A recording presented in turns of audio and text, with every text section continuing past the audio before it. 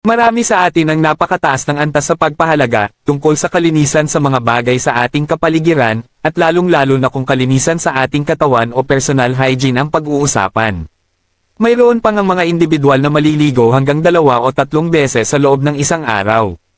Ganun pa man, karamihan din sa atin, na hindi alam na may mga parte ng ating katawan na hindi kailangang linisin o kung gawin man ito ay dapat maging maingat upang hindi mapinsala ang parteng ito. Kung nais mong malaman kung ano-anong parte ng katawan ng mga ito ay subaybayan ang aking ibabahaging mga impormasyon at panoorin hanggang dulo ang bidyong ito. Halina at ating pag-uusapan kung ano-ano ang mga ito. Mga parte ng katawan na hindi dapat nililinas ng madalas. Unang-una ay ang tainga, o ang ear canal. Ang ating tainga ay may natural na kakayahan na linisin ang sarili gamit ang earwax kaya hindi na kailangang sundutin o kalikutin ang ating tainga. Delikado kapag ginamitan ng cotton buds, hairpin, o iba pang matutulis na bagay dahil maaaring maitulak nito ang earwax papasok sa loob sa halip na alisin ito. Magdulot ng sugat o butas sa eardrum. At magdulot ng impeksyon sa tainga. Ayon sa American Academy of Otolaryngology, huwag ipasok ang kahit anong bagay sa loob ng tainga dahil maaari itong magdulot ng pagkabingi o impeksyon. Gaano kadalas ito dapat linisin? Panlabas lang ng tainga ang dapat linisin gamit ang basang tela. Kung may bara sa tainga, magpatingin sa ENT specialist sa halip na gumamit ng cotton buds. Pangalawa ay ang ilong, o inside the nostrils. Ang loob ng ilong ay may manipis at sensitibong lining na madaling magasgas kaya delikado kapag madalas ang pagsundot o paglilinis nito. Dahil maaaring magdulot ito ng nosebleed o pagdurugo. Mas mataas ang tsansa ng impeksyon dahil sa maduming kamay at pamamaga o iritasyon sa loob ng ilong. Ayon sa Harvard Medical School, ang sobrang paglilinis ng ilong ay maaaring magdulot ng sugat at impeksyon kaya dapat iwasan ang pagsundot dito. Gaano kadalas itong dapat linisin? Pailan lamang ng malinis na panyo o tisyo ang butas ng ilong. Kung may sipon o dumi ay gumamit ng saline spray kung barado ang ilong sa halip na sandutin ito. Pangatlo ay puwerta o ari ng babae. Ang loob ng puwerta ay may natural na bakterya, o lactobacilli, na tumutulong sa pagprotekta laban sa impeksyon. Kapag masyadong nililinis gamit ang sabon o feminine wash, maaari itong masira ang natural na pH balance.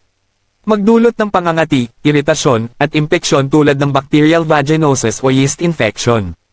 Magdulot ng masamang amoy dahil sa pagbabago ng bacterial flora. Ayon sa American College of Obstetricians and Gynecologists, ay huwag gumamit ng feminine wash o douche sa loob ng puwerta dahil maaari itong magdulot ng impeksyon sa halip na linisin ito. Ang nararapat ay hugasan lang ang labas ng ari gamit ang malinis na tubig. Iwasan ang matatapang na sabon o pabango sa ari. Pang-apat ay puwit, o inside the anus. Ang loob ng puwit ay may natural na mucus lining na nagpoprotekta laban sa impeksyon.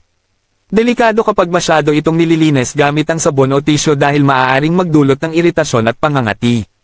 Magpulala ng almoranas, o hemorrhoids. At maging dahilan ng impeksyon dahil sa sugat o gasgas. Ayon sa Mayo Clinic, ang sobrang paggamit ng tisyo o matatapang na sabon sa puwit ay maaaring magdulot ng pangangati at iritasyon. Dapat hugasan lang ng tubig pagkatapos dumumi at patuyuan ng malinis na tela. Mas mainam ang paggamit ng bidet kaysa tissue. Panglima ay ang mata, o inside the eyeballs. Ang mata ay may natural na luha na nagsisilbing panlinis at proteksyon laban sa alikabok at bakterya. Kaya delikado kapag masyadong hinuhugasan o kinuskos dahil maaaring masugitan ang cornea, o corneal abrasion. Magdulot ng impeksyon sa mata. At lumala ang iritasyon o pamumula. Ayon sa American Academy of Ophthalmology, ay huwag kuskusin o hugasan ang loob ng mata ng madalas maliban kung may payo ng doktor. Dapat pairan lang ng malinis na tela ang paligid ng mata kung may muta o alikabok. At kung may iritasyon, gumamit ng sterile eye drop sa halip na tubig mula sa gripo. Ang mga sumusunod ay ang tamang paraan ng paglilinis ng katawan. Maligo araw-araw pero huwag sobra-sobra ang pagkuskos sa balat. Linisin lang ang panlabas na bahagi ng tainga, ilong, at ari, huwag ipasok ang daliri o kung ano pang mga bagay. Hugasan ang puwit gamit ang tubig at iwasan ang sobrang tisyo para maiwasan ang iritasyon. Huwag magpasok ng kahit anong bagay sa tainga, ilong, o puwerta nang walang payo ng doktor. Ito lamang po ang aking may bahagi at sana ay may natutunan tayo sa video na ito patungkol sa ating kalusugan. Paki-share na lamang upang aware din ang iba sa sinasaad nito. Maraming salamat po at God bless you.